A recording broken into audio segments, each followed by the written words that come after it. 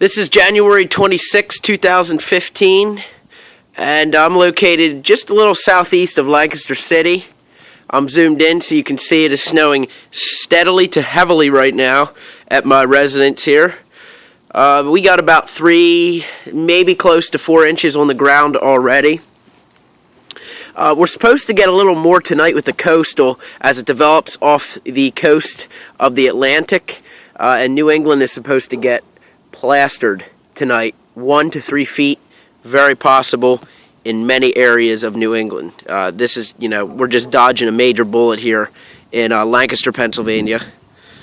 But it is snowing steadily and even heavy at times.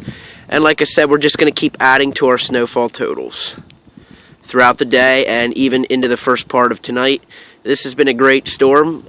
Sadly, it didn't cancel my classes, but a great storm nonetheless.